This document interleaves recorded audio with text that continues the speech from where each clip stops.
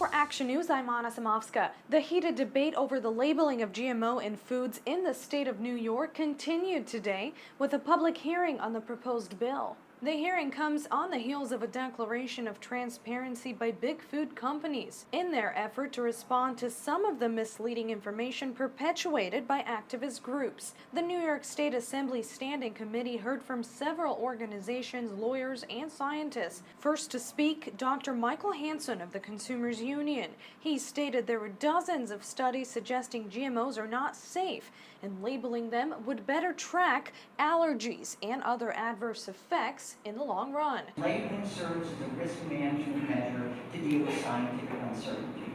And the scientific uncertainty, there's uncertainty in the genetic engineering process itself. You have no control over where you're inserting things, so you can disrupt stuff and cause all sorts of problems.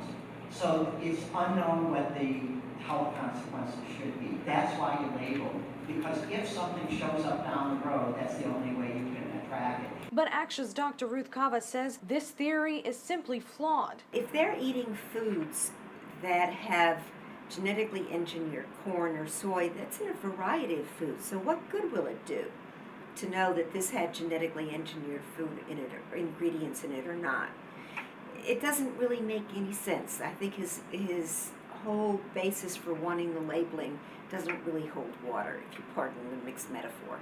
I think is a bit of a red herring, because I think that the real basis of labeling requirements should be accurate scientific information. Does it make any scientific sense that we know of to have a particular kind of labeling?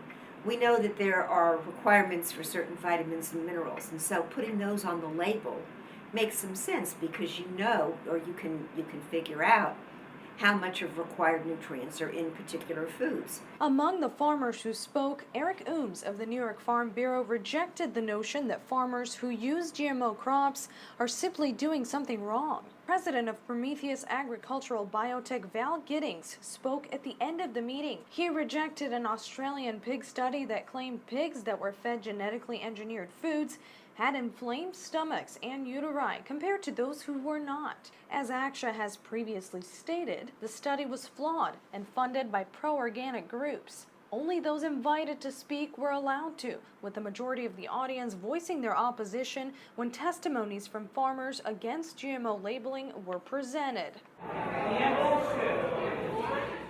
ACTIA was not invited to speak at the meeting when we formally requested. We were turned down. However, we will be submitting a written testimony next week. The Assembly plans to vote on the proposed bill next year. And to read more on this and other stories, head to our website, actia.org. For ACTIA, I'm Anna Samovska.